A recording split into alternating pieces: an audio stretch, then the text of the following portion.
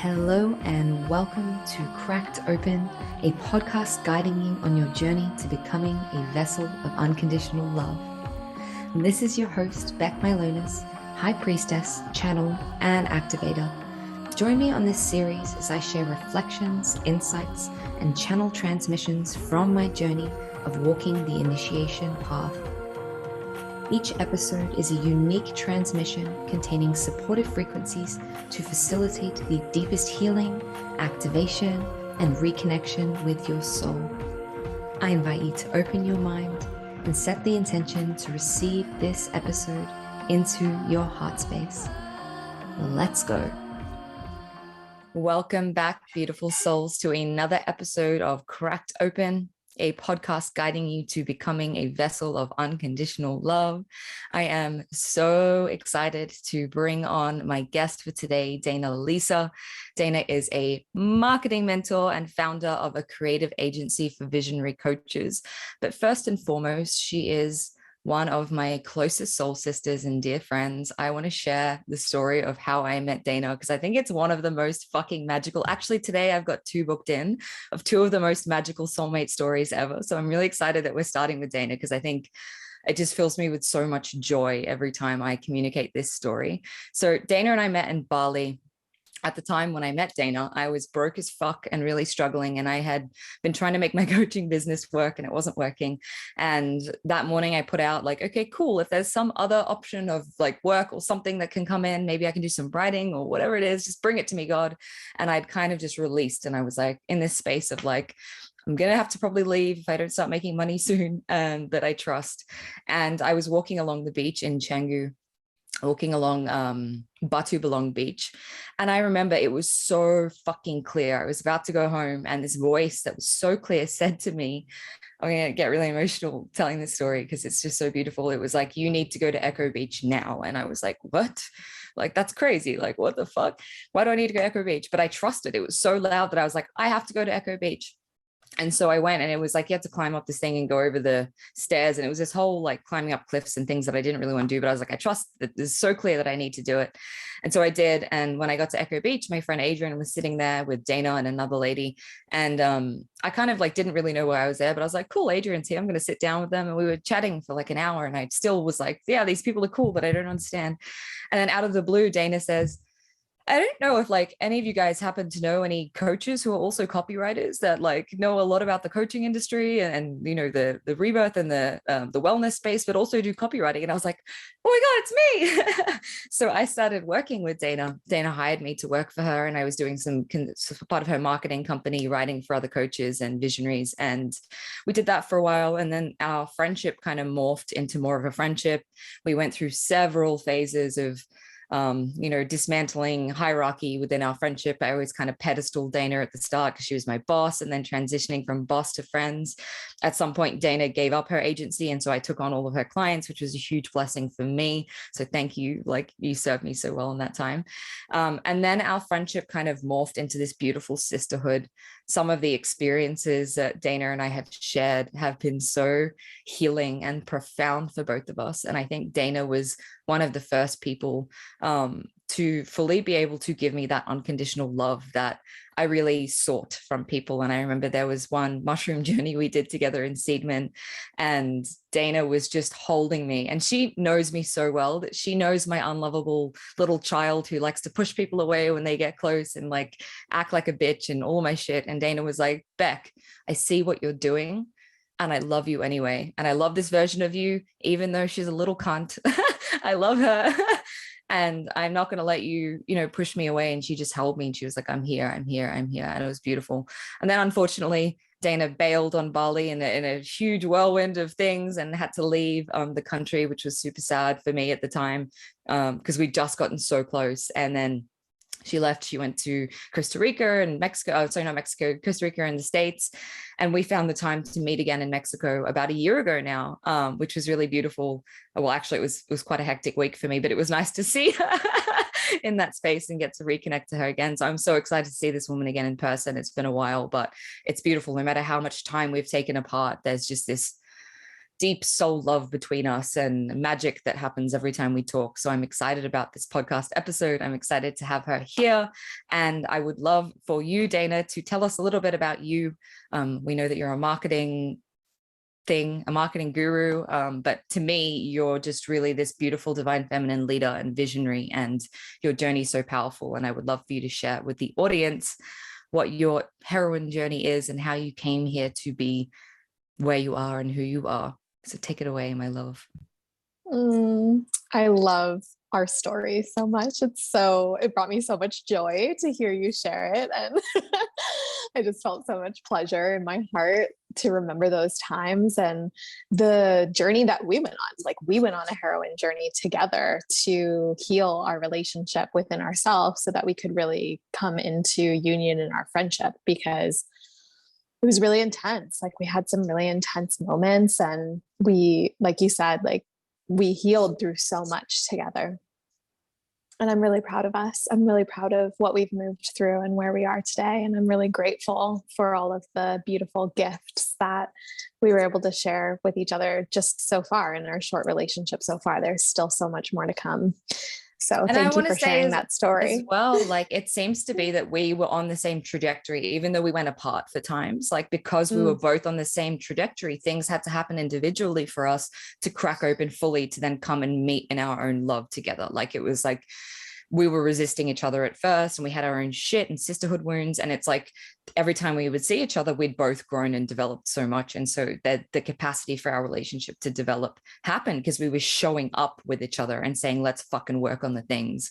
And we were on this same trajectory. So that's like that detachment of like, if this person's meant to be in my life, they will be. And we just kept coming together like magnets. So it's a beautiful story of like trust, and people who are meant to be in your life, they're going to fucking find you. You're going to go to that beach, and like, there's no way I was missing you in this lifetime. Right. It was like, yeah. So yeah, sorry, I had to interject my little 2 cents there, but continue. I loved it. Yes, it's true. And that's it. Like, we forget sometimes that what is meant for us is inevitable, and we put so much pressure on ourselves to figure it out how it's going to happen. And I feel like that's very related to the conversation that we're going to be having today. So it's a beautiful liaison into that. And I think it's also very much like a metaphor for what you called my heroine journey, which is, I lived most of my life for other people. And I was, up until the age of 28, really disconnected from spirituality, from God, from myself.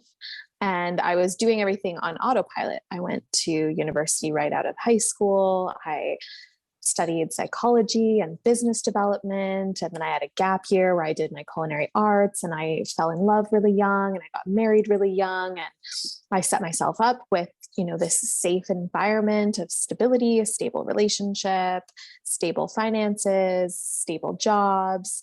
And ultimately it accumulated in me being 28 years old and having this moment of being so anxious and depressed that I was going back to therapy for the 6th or 7th time. And I was living in the Cayman Islands with my ex-husband, and who was my husband at the time. And my life looked so good from the outside looking in. Everything looked perfect. I was on this beautiful beach. I was on the Caribbean Ocean. I was having boat parties with friends. According to social media, looking at the highlight reel from the outside looking in, everything looked really, really good.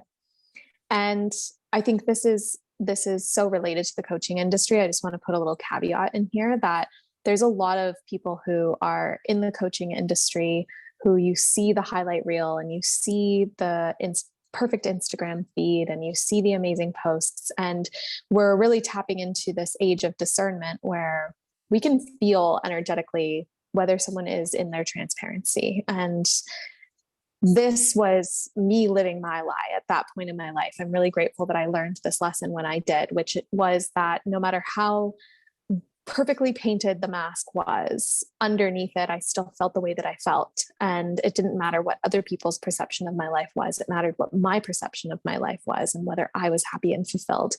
And that required me to make really big decisions about what I was going to do, because I was so out of alignment at that point in my life. My relationship was out of alignment. My career was out of alignment. My physical health was out of alignment. My mental and emotional health was out of alignment. And I went back to therapy, and I'm really grateful for the therapist that I went to see at that time, because I had seen many therapists up until that point, and I was actually kind of worried. I remember thinking, like, I hope this actually helps. I don't know if it's gonna, because I've seen a lot of therapists and I've done a lot of talk therapy, and I'm not sure if that's actually going to serve me. But this therapist was amazing, and she saved my life, because I was very depressed to the point of contemplating suicide at that time. And she diagnosed me with anxiety and depression, and I was put on medication. And that was a turning point for me, because it did numb the anxiety and depression, but it also numbed everything else. I wasn't experiencing fulfillment. I wasn't experiencing joy. I was really zombified. And I decided there's got to be more to life than this. Either there's got to be more to life than this, or this isn't worth living. And that decision sounds dramatic, but it was the truth. It was the truth for me at that time. And so I started to take steps, radical, brave, courageous steps outside of my comfort zone, with the power of God and prayer behind me for the first time in my life, and faith really taking the wheel for the first time in my life, trusting that there was a better plan for me than the one that I had planned for myself. And my life blew up first. It didn't like go all smooth or anything. I'm not gonna lie and say like, and then I made hundreds of thousands of dollars instantly and fell in love again.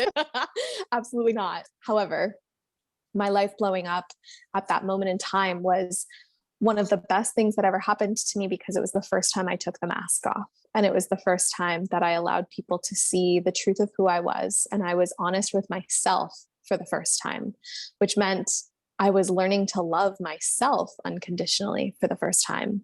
We want people to love us unconditionally, but we show up in our life with so many conditions. We treat people a certain way, and we people please, and we wear masks, and we're inauthentic, and we don't speak our truth. And then we wonder why we feel so lonely in a room full of people who supposedly love us. And that was my greatest gift in that moment, was taking that mask off and recognizing that I needed to love myself, and I needed to stop showing up with conditions so that other people had the opportunity to truly love me unconditionally too. And that was really the beginning of my entrepreneurial journey. My relationship fell apart. I ended up eventually flushing my medication down the toilet, which I'm not a doctor, and that is not medical advice. Caveat, I'm not recommending that you do that. However, that was my path, and that was the path that I chose for myself, was to holistically and naturally heal my mental health. And I started my business. I bought a one-way ticket with less than $200 in my bank account. And I just decided, this is happening. I made a really big decision. This is happening. And I've done some really incredible things since then. I have traveled to so many incredible countries. I have met so many incredible people. I have hosted retreats. I have hosted in-person VIP immersions. I have had a podcast and a blog, and I've had multiple companies, and I've grown and scaled multiple companies to six figures. And I've co-hosted events with incredible people. And I've built my biggest achievement, I really believe, is I've built true, amazing, intimate, incredible relationships. And I feel so supported no matter what comes my way. I feel so supported by God. I feel so supported by my friends. I feel so supported by life. And that's given me a deep sense of gratitude and fulfillment and joy that I didn't even know was possible just 5 years ago. So I'm still in it. I'm still on the heroine's journey. I've had moments where I thought I was in the return this past year. I thought I was like, okay, I'm closing this nomad chapter, and I'm done traveling, and I'm moving to Texas, and I'm going to be near my family, and I'm going to buy a home, and I'm going to sow roots and do all of these things. And I learned yet again another lesson in control and trust in God's plan and faith that even though it's not going the way I thought it would, that it's going the way it's meant to. And I'm still traveling. I'm still meeting incredible people. I'm still having incredible relationships. And I'm still learning so much about myself and so much about my mission and what my purpose is. So that's where I'm at right now is, I love it. yeah. Yeah. Yeah. So many things in Thank there you. that I was like, what do I extrapolate on? I think it's really cool. We shared a similar journey of like being on the medication and being like, I don't want to be numb. Like I can't live like this anymore. And that was my journey as well. I love that you say that you're still in this process of death and rebirth. And that is something that I do feel like we're going to talk about later on this podcast. But I think the word God keeps coming up. And this is definitely where I want to take this podcast. And it feels really alive for me today. And I know you've gone on this journey to reclaim God and what that is, because so many of us have this resistance because of religion and how we grew up. Like I know you had a kind of semi-religious upbringing, and I also had a semi-religious upbringing, or we were exposed to religion in a way where we were like, I don't want to have anything to do with this, and I renounce this, and I'm going to rebel, and fucking I'm spiritual and blah, blah. And then that coming back to God and God's faith. And there's actually, I want to share a little bit of a story, a fable or whatever. I've been really, really, really connecting with Jesus at the moment, like massively connecting with Jesus. And it's so funny even saying that, because I'm like, oh my God, what Jesus? It's funny for me to hear myself say that when I had so much resistance in my past. But I've been watching this show called The Chosen. And there was this, it's about Jesus's life and the disciples and all this stuff. And I'm having this full on religious experience watching it and really reclaiming God in this different way. And accepting the divine father, right? Because I've always seen God as maternal, like the divine mother, the goddess, but it's coming back to that divine father God, masculine God, the God in the Bible, the God, that God that I've been reclaiming. And there was a story yesterday in the episode that I was watching, and I was a fucking mess. I was crying my eyes out. And it was little James had come to Jesus, and he had some sort of injury or like illness. And he said, you want me to go and preach these gospels, you want me to go heal people, but I'm not healed. Like I have this physical thing, and I don't understand, why can't you heal me? And Jesus said to him, I'm gonna get really emotional. He was like, I can heal you. You've seen me heal people. Like we can do this. I can heal you. And that would be a good story, right? You'd be another story of the miraculous healing of God. But you being in the patience with yourself for your illness, like you healing others and serving with that illness, you showing up in your commitment to God, in your faith, even though you're in this suffering, and having patience with that suffering and knowing that this body is temporary. To me, that's a more powerful story. And the message was like, can you have faith and trust in God's plan for you, even when it doesn't look the way that you want to? And God has this plan, right? Regardless of how shitty it might look at the time or what you're having to deal with and face. And for me, it really, really sang in my heart, because it was like, there's a lot of suffering on this path that we've chosen. And there is, and I know it can also be magical and beautiful. And for me, I've had many moments of being like, why can't I be fucking healed? Why can't I have all the things? Why can't I this? Why can't I that? Why am I always going through these deaths and rebirths in this process? And what Jesus was saying is like, there are a few people who can go through that stuff and still have faith. And you don't need the miracles, and you don't need the magic, and you don't need the things to have that faith and that trust in your plan, and trusting that where you are and how you are is exactly where you need to be. And so I think for me, my journey has really been about surrendering to a plan that's bigger than me, and trusting that I am exactly where I am, going through exactly what I need to go through in order to be able to fulfill my mission. But it's not even my mission, it's like God's mission for me, and reclaiming what that means. So I would love for you to tell us about your journey with God, because I know you've gone through a similar kind of reclamation, even around saying the word God, because there's so much charge and like resistance to Christianity and religion and all of this stuff. So what has that journey looked like for you, and what has that involved? I love that. And I loved the story that you shared. It's so interesting because at the beginning of this podcast, right before I hopped on to our recording, I was thinking about some of the things that have been coming up for me over the last few weeks, and around faith and around trust and around God. And I agree, like I've always looked at God as this very divinely masculine energy. It is, for me, the one true divine masculine, the one true divine provider, the one thing that is a stable and a constant, no matter what other provision may sway or change throughout the course of our life. And I was thinking about how I have to decide that I was chosen, how a huge part of my wound. And then you called this show The Chosen. And I was like, oh my gosh, I need to watch this show. And I literally was thinking the word The Chosen as we were hopping onto this call. It was so beautiful. When you said it, I got full body chills. And I was thinking how a lot of my own self-inflicted suffering has been around this theme of not proclaiming myself as chosen by God, not chosen by my clients, not chosen by my partner, not chosen by my family, not chosen by my friends, not even necessarily chosen by myself, but chosen by God for this mission, for this purpose. So I really resonated with what you were saying. And that was something that's been integrating for me from some experiences that I've been having over the last few weeks. And I grew up with kind of conflicting religious and conversation around God in my household, because my grandparents were very Christian. And so I went to church with them, and I experienced religion in the sense of going to church and praying and singing gospel and talking about God and accepting Jesus into my heart and going to Bible study.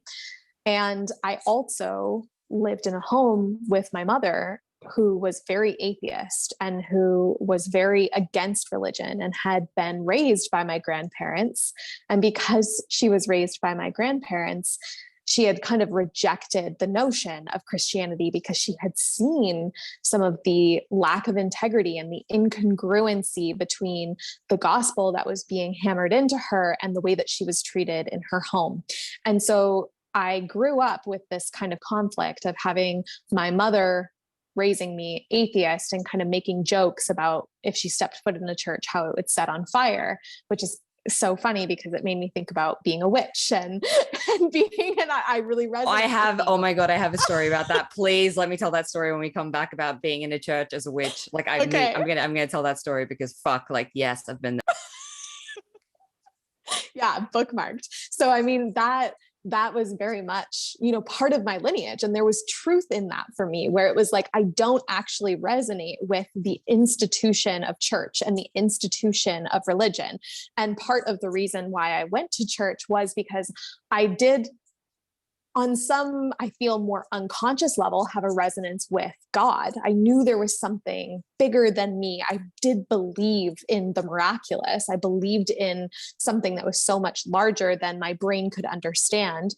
And also, I didn't agree with a lot of the hierarchy and the structure and the systems and the kind of man-made ideology around what your relationship should or shouldn't look like with God. And so as I grew up, I never really reconciled those things. I didn't think about it. I ended up eventually just deciding that I didn't believe in God then, and making my own jokes about God and religion, ending up in a marriage where my partner also didn't believe in God. And eventually that came to a spearhead when this awakening happened when I was 28. And my kind of catalyst for going on a spiritual awakening journey, I always laugh because it really happened out of comparisonitis. I was seeing what other successful mentors and coaches were doing, and I was starting my coaching and my mentorship business. And I was learning about mindfulness and meditation and all these different practices that when you do them, eventually, if they really truly are integrated as a practice, you will end up inevitably cultivating a relationship with God. But I didn't know that. So I kind of got in like the vanilla gate. It was like I had a little like gateway drug of like, oh, we're just going to meditate and journal and like, yeah, mindfulness and universe and source. And Law of attraction. Like, oh, yeah. Abraham Hicks. Yes, like, I feel safe and cozy with all these words. Like none of these scare me. And we'll just put that G word over there and then like never really talk about it. And I remember as things were starting to fall apart in my life, having conversations with my then husband and him being like, so what, you believe in God now? Like, and me being like, no, and kind of like rejecting it. Like, I believe in the universe and kind of rejecting this notion of God because it was so interconnected with religion and church for me. And I didn't want to identify with a specific religion or the church and this institution that I didn't believe in. And so it took me a while, a few years, to really own the word God. And then it took me even longer to own God in my business and to come through and begin to actually speak to God and the concept of God as my understanding through my own channel and through my own experiences, and not be scared of using the word God for fear of offending or triggering people the way that I used to be offended or triggered. And now I'm in this place where I use the word God all of the time. I talk about like the holy trinity of marketing, and having a connection to God is one of the pillars that is necessary to have a thriving business, in my opinion. If it's going to fulfill you, if it's, to me, there is no separation between a fulfilling, successful entrepreneurial venture and a relationship with God, because that successful entrepreneurial venture, and I'm talking about the kind of success that's actually fulfilling. I'm not just talking about monetary success. I'm not just talking about impact success. I'm talking about intrinsically rewarding, lit up from the inside out success that really ignites your soul, that ignites your passion, that makes you feel alive. That requires God. And so the conversation around God, I just kind of decided that, oh, well, maybe I can just, remove the kind of gateway drug that I had to go through. And yeah, those still exist. There's already other people doing it, but there's also people who are ready to have this conversation about God and are ready to bring that word, the brevity of what that actually means, and the integrity of the truth of what these other concepts that we're talking about in these obscure ways actually means to this industry. Yeah, absolutely. I'm feeling something moving in the field, and I feel it is an appropriate time to tell my story, because so many people who are listening to this podcast, and so many people like you and me, we identify as priestesses, witches, we're the rebels, we're the fucking seers, we're the rule breakers. And so our resistance to God is actually a resistance to religion and the ways in which the gospel and the ways in which the Bible and the ways in which religion and the patriarchy has essentially rejected us, cast us out. It's a witch wound, right? So I want to share one of the most profound fucking things that I've ever facilitated in my life. Was I went to Perth at the end of last year, and I was set to do it was a women's festival, a women's kind of big women's festival, doing women's work with lots of magical woo-woo things. And I was set to do this healing the witch wound workshop. And so they set me up in this like tent outdoors the day of the day that I was due to do this thing. And I had like women coming up to me that whole event being like, I need to come to your workshop. I don't know why I need to come to this healing the witch wound. And I was like, cool. I had no expectation. Showed up to this thing on a random whim where I saw this Facebook thing and I felt like I had to do this. Anyway, long story short, had no kind of like expectation, no understanding of why I was there. And that land had a lot of trauma as well. There was a lot of like sexual trauma and horrible things done to the children who lived on that land. So I could feel all this trauma in the land. But the day of the actual activation, the organizer called me and she goes, Beck, we've got a problem. Your space has been rained out, and I've been trying to think about what the fuck to do. The only place we have left for you to facilitate this witch wound workshop for a bunch of witches is the chapel. And I was like, holy fuck, my whole body is like goosebumps. That was like, whoa, I see what's happening here. I understand what this is about. And so this workshop that we actually did, it was like 60, 70 women. I was literally doing this congregation, this sermon, to this congregation in a church. My Greek grandma, who was super religious, like super, super Christian, Orthodox, would be very proud of me. But it almost felt sacrilegious at some points. I was like, oh my God. And I had to bring myself back to like, God wants us to be here, right? Like God wants us to heal these wounds and come into this union with God and to release all of this pain and anger and dismay around the patriarchy and religion, right? So this is the place for us to be here. So I had to get rid of like, I'm going to hell for being here, because I came in with my sage and my fucking like medicine music, and I was like, oh my God, I'm not meant to be here. And I could feel there were spirits who didn't want me to be there and all these things. So as I'm setting up, I'm like, God, please, Jesus, I was calling in Jesus and Mary and all the, the Catholic kind of all the masters from that lineage. And I was like, help this to serve. And what came through was this huge, huge healing for those women of like and that space as well, because there was a lot of harm done by religious institutions to children in that space. It was horrible. There's been some horrible things done to humanity due to these institutions. And what I could feel was this anger and resentment clearing towards religion, towards God, towards a Christian God, towards Jesus, towards all these concepts. But the message that was coming through is like, truly God is love and forgiveness. And that was the original intention of the gospel, of, Jesus's teachings, of the Bible. It's this compassion, this unconditional love. And when I've experienced God, it has been unconditional love. It has not been judgment. There is no judgment. The judgment comes from humans, right? From men in the patriarchy wanting women to be small and all of this stuff. And so many of us have suffered so much at the hands of these institutions that we don't want to reclaim God because there's so much pain there. And so that was what was clearing. It was really profound. And, we were all just handing it to God, and all these women were having these massive experiences. I didn't even have to do anything. I just said my sermon. I'm going to call it a sermon because that's what it felt like. It was a sermon, and had all this clearing happening. And then at the end, one of the women who has this more kind of like pagan background, she was like, she had to leave. She was so triggered by the whole thing that she was like, I'm so angry. And after everyone left and it was this beautiful healing, she said, Beck, I really need I need you to hold some space for me because I'm angry. And I was like, okay. So she came in, and it was just me and her and maybe like 3 or 4 others. She laid out this altar of all this pagan stuff. She called in Freya. She had a frankincense. It was this full on Viking, like crazy dark goddess thing. And there was, all of us were screaming and crying and releasing all this pain.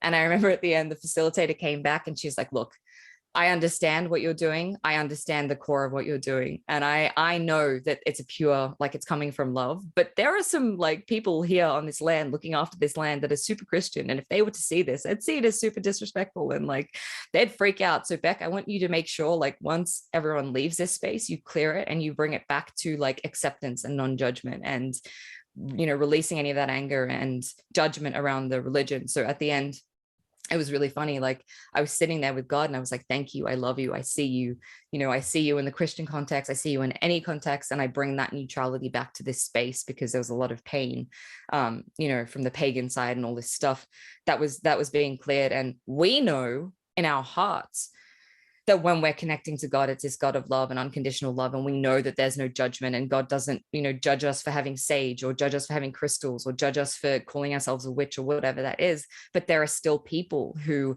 are really heavily identified with that religion and the it's not even shame, it's like judgment and fear of like sinning and going to hell and all of that stuff. And these people are just trying to hold on to their faith in the way that they know how, and they might be evangelistic in what they're trying to do. So I've had many people commenting on TikTok or whatever it is, being like, you need to find Jesus. It's wrong for you to channel and to be psychic and to call on spirits and all this stuff. And you should know what you're doing and all of this. There's judgment, right? And the irony is that at the core of what I'm doing, it's connecting to love, and it's connecting to truth, and it's connecting to the original kind of like essence of what Christianity was formed around. But there's going to be people who don't understand that.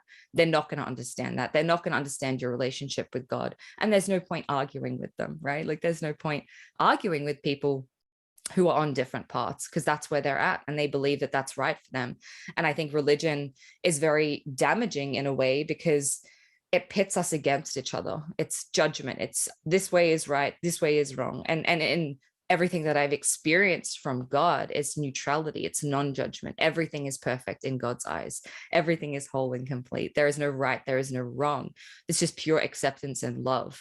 And that's kind of the frequency that I think many of us hold in our hearts that we're here to share, but we need to release that anger around religion and anger towards those people, because even this woman was so angry at the church and she was so angry at Christians, and it was this us or them mentality, which is taking us away from the unity that God really is here to bring through us in our message. And that's why I love Jesus at the moment. I'm really, really connecting with him because of his journey and how many people he essentially was martyred because of his beliefs, and how many people were trying to call him out, or they were afraid of the gospel that he was truly speaking, because that gospel was everyone is equal and everyone is worthy and everyone is accept it, and can you forgive and love your brother even if they're doing something that is wrong, or whatever that is. So it's ironic to me that that's the truth of the gospel, but it gets lost in judgment and comparison and needing to be right. So that's my 2 cents. I would love, to hear what your opinion on all of that is. I love that. That is such an epic story. And that remembrance of like, okay, I feel like I'm being sacrilegious right now, but God literally chose this. Like, literally, the place where this was supposed to happen got rained out. This was the only place that was available. This was chosen. I didn't even orchestrate this. God orchestrated this. Like, it has nothing to even do with me. I am just here to deliver it. That's it. That's so epic. Yeah. I think what that brought up for me was kind of related to what I was talking about around the chosen, being the chosen. And this was, to me, Jesus, like at the core of the gospel that Jesus was preaching, was that everyone is unconditionally loved. And there is no, like, we're all forgiven. All is forgiven, regardless of, who you are and what you have done. All is forgiven if you ask, if you give yourself to God. And I feel like that's so closely related and in resonance with this concept of recognizing that you have been chosen by God. And so many of us are in survival mode, fighting for validation from powers outside of us that are in the 3D reality. We're fighting for our parents' affection or love, or a partner's affection or love, or a friend's approval, or society's approval. And this is one of the things that can be the thing that takes us off our path of God's mission for us the fastest, is when we're looking for external validation in a authority outside of ourselves that is anything other than God. Like, we all fundamentally know what we're here to do. Like, we can tap into our soul and be like, oh my gosh, it would be so amazing to like do this and do that. And then it's so easy to immediately go into like, oh no, but I can't do that. Who am I to do that? Like, what? No, like, nah. And this is an immediate distortion of matrix programming. It's an immediate, like, that's a perfect example of how immediate those distortions are. Because why would you have been given that desire in the first place if it was not of the service to unity and God's mission for you?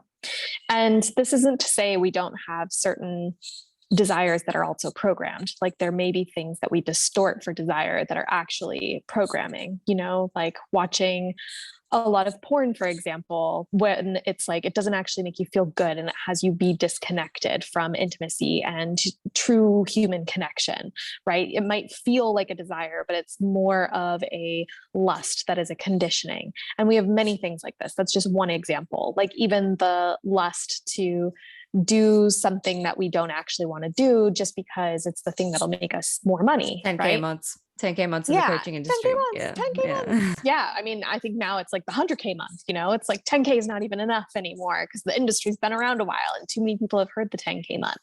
So it's just like this constant need to prove, to validate, to show, like, see, my mission is worthy. What I'm doing is awesome.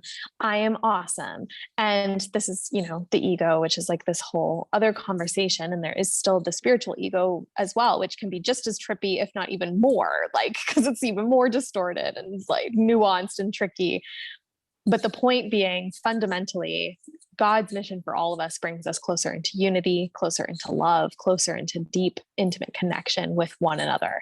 And we all have real, true desires that are rooted in that place of wanting to bring humanity together in that way. And when we operate from that place, when we relieve ourselves of this conditioning, we reprogram these thoughts, we allow ourselves to take steps in the direction of those core fundamental desires, that's when magic starts to happen. Synchronicity, miracles line up for us, things that we didn't even know were possible, things that we couldn't have possibly planned or conceptualized fall into place really naturally, like you ending up in this church for this event. And it's not because we planned them, because our imagination is naturally limiting. It's because God has a greater plan for us. And when we give ourselves to that path, we're so incredibly supported in every way, shape, and form beyond our even possible imaginings of the support that we thought was available to us.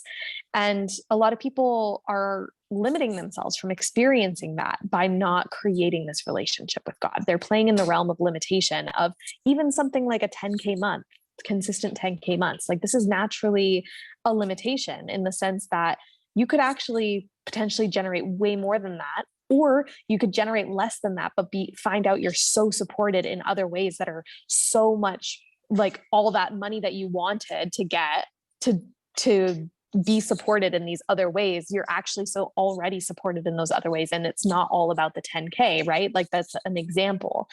And this is what we come to realize in the experiences that we have when we do this work to come into union with God.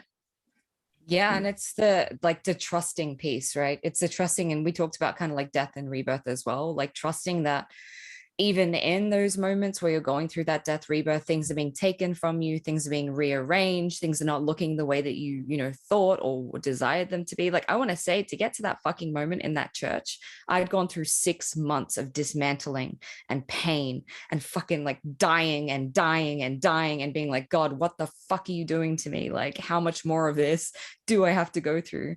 And then at that event, I could see it because I was a pure channel. And had I still had all that inner child conditioning and fear around demons attacking me and all the things that I had to go through around my sovereignty to deliver that peace, I would not have been ready, right? Like, I was being prepared to do that. And so, like, I think, again, I just keep thinking about it because it's been like in my mind a lot as I'm watching this series about Jesus and his apostles and all the stuff that they had to go through, the initiations, to be able to be that messenger, be that vessel, be that channel. They had to really let go of what they thought they needed to be doing, or what it looked like to them, or what was their idea, or what their ego wanted. Because sometimes what your ego wants is not what God wants for you. And sometimes you may not get the payoff like immediately. You might not get the payoff ever, right? Because it's not fucking about the payoff. It's about the journey along the way. And this is for myself too, because I find it's frustrating to me a lot of the time of, why do I go through the things that I go through? Or why does this have to be difficult? And why can't I snap my fingers and be done with this process? But my soul in this mission, in this journey, desires to go to those places, desires to go through this constant rebirthing, because it's what it enables me to show up and be a pure vessel, right? Like, I have to go through these things to a degree. And that's not to say that you have to suffer to fulfill your mission, but it's like, there's this divine orchestration. And people say this to me, they're like, what happens when you suddenly go into this death phase and you start purging? Like, what happens? What brings that on? And I'm like, literally nothing brings it on. It just happens. It's just a cycle that my soul is like, okay, we're ready to go here now. We're ready to clear X, Y, Z. And I don't know why I'm clearing those things, but it's always perfect. Right. And if I was to resist that and be like, no, I'm supposed to be in my summer now. I'm supposed to be making money. I'm supposed to be doing this. I'm supposed to be doing that. This is like annoying. I had this podcast interview and I was up all night fucking with my Kundalini all activated and purging.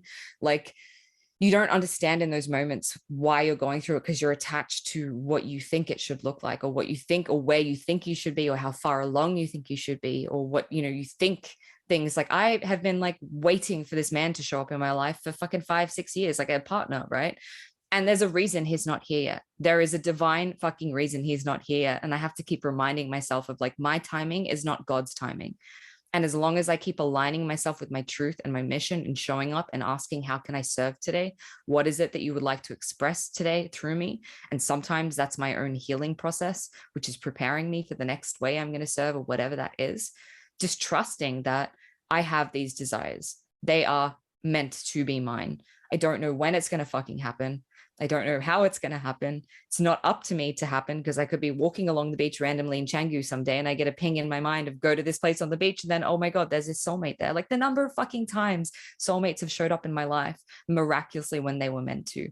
Like, you can't make this shit up. We can't orchestrate that. I can't have been like, so this chick that I don't even know is going to make these plans. Like, the number of things that had to fall into place for us to meet on that beach. Or like even in Mexico, you were saying in Mexico when we were together, you're like, you're going to meet a man in Mexico. And I was like, I don't even like, I just got out the whiplash of my previous relationship and I can't be fucked with that. But like the number of things that had to happen for me to go to Mexico firstly, then to be stuck in Mexico, to then meet this man where I had this whole experience, like total soulmate, had to go through that. I had to get COVID. I had to get not allowed on my plane. I had to like then fucking go to Tulum on my own, which was terrifying. And lots of things had to happen, right? So I look at the number of things in my life that had to happen exactly how they happened. And there was a perfection in it that I couldn't orchestrate because I can't even, like, I'm so limited in what I can perceive. But God is not limited, and God is always working everything out in the background, the perfect timing.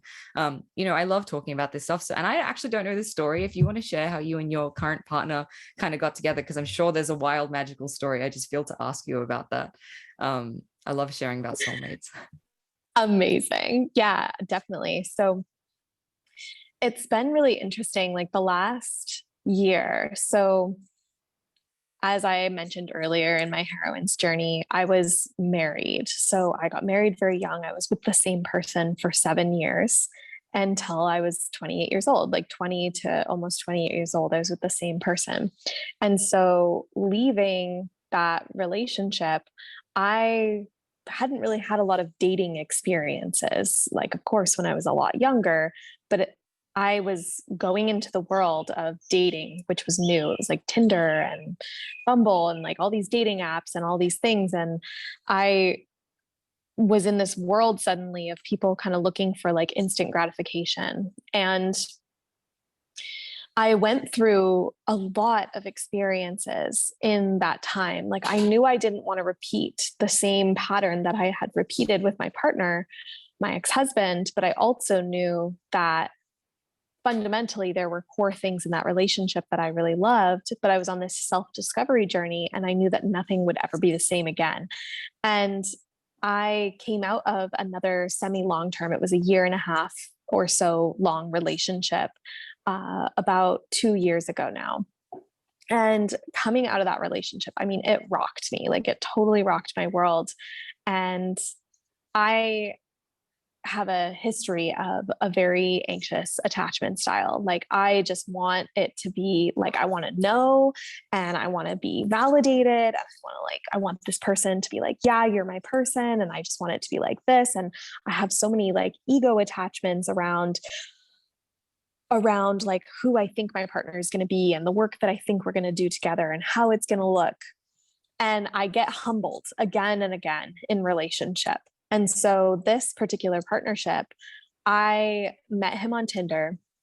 And the moment we met in person, like we'd been talking for a couple of weeks, and the moment we met in person, I was just like, oh my gosh, like this is it. This is my person. This person is so amazing. Like he's everything I said, like I wanted, like, this is so great. Like I had just gone through the huge initiation with money. So like, and business. So my momentum was picking up again. So I felt super magnetic and I felt in my confidence and I felt so embodied. And I was like, yeah, like I'm so confident. I feel so good.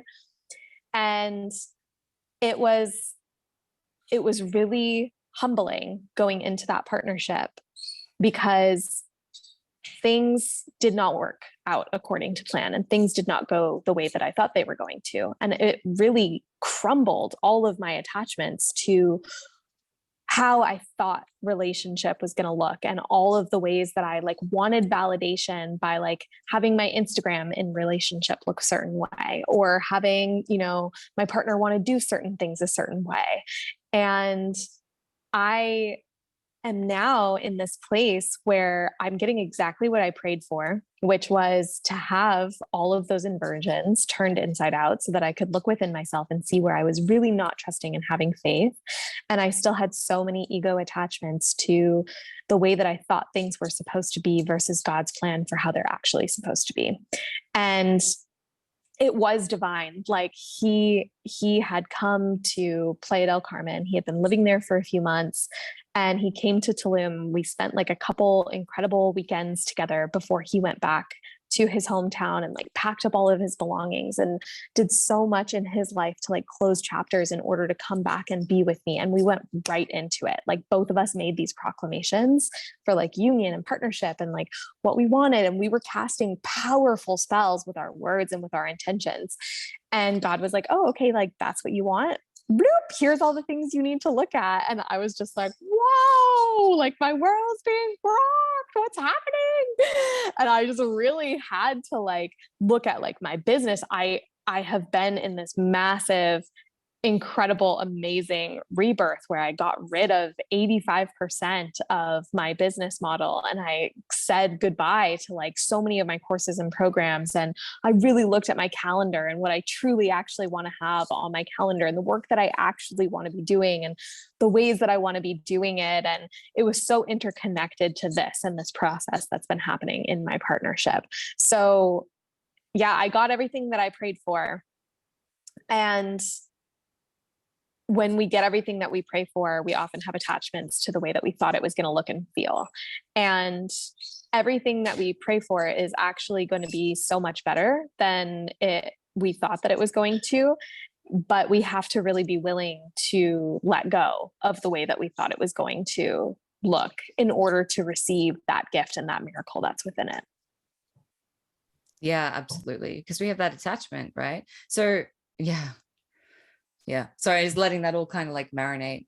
It's funny, like we think that when the thing that we desire shows up, that's when the growth stops. But often that thing is like an initiation into further growth, further development, further looking at your stuff. And like I remember your ex and that whole situation was all the things that you thought you desired. And then it was like, wait, this is actually not at all what I desire. And it's showing me where all these things I wanted for external validation or to look a certain way or God's like, okay, you can have that, but it's not really going to fulfill you. And I'm going to show you the pain of when you try and cling to the thing because you think you need the thing. So that's beautiful. I love that as a kind of finisher for our conversation, because I think that applies to so many areas of your life. Business, I've seen this in my business a billion fucking times of every time I'm trying to cling and then I release and it's this whole other avenue is shown to me, and love and relationships and everything. So thank you for sharing your beauty and your wisdom with us and your journey. If people would like to find you or see what you're doing or what's going on with you at the moment, how can they find you? Yeah, thank you. I really loved this conversation. It went through so much, like, and the time went so fast because we dropped in and there's so much gold in there. So thank you for facilitating this and for having this conversation with me. And people can find me on Instagram. My handle is at YouAreIntuit, YOUAreintuit, like you are intuitive, but without the "iv" on the end. And I'm currently launching, I just launched it today, which is so exciting, my incredible new signature offering, which is called Rebirth and Relaunch. And this is very much for the healer, the guide who has been through the initiation. So the one who has already recognized how big God's mission is for them. And they are ready to walk with someone who's not only going to mentor them or not only going to, create visuals for them, but is really wanting someone who can hold them through this entire rebirth process and really translate that rebirth into the essence of their brand and into the essence of their own sold out signature offering. So it is mentorship, but it's also a synergy with Done For You marketing, where I'm going to be in the back end. I'm an amazing visual artist. I'm amazing at creating landing pages, web design, templates for social media, aesthetics, brand design, copywriting, really translating the essence of someone's rebirth divinity into marketing. And so that is what this offering is. And you can send me a DM on Instagram if that's just like, oh my gosh, that's what I need. And I will be there. I love that. And it's really funny because like we're so fucking in sync. I'm launching my rebirth container as well, which is very similar. And I just love that. Like it's the same fucking, we're all given the similar, like, because we're in tune with the same thing, right? So we're given a similar like essence of the thing and what people need. And that's so perfect. It just shows me that it's in alignment. Like what we're both doing is so in alignment for a bigger concept of like what wants to work through us. And Thank you for that reminder. And I love that. Guys, thank you so much for listening to this episode. I would really love if you could jump on, give me a rating, give me some comments, a review on Apple Podcasts, because it really helps to get this message out to whoever needs it. Give us a share. Go join and follow Dayna. She's amazing. I love this woman. We have a whole catch up to do, lady. We need to have like a proper catch up, I think, off this podcast. But until next time, beautiful souls, I love you. Thank you for listening to another episode of Cracked Open. Don't forget to hit subscribe and share with a friend if this episode has served you in any way. For more information about the work that I do or to get in touch with me, read the show notes or head to beckmylonas.com. Until next time, beautiful soul.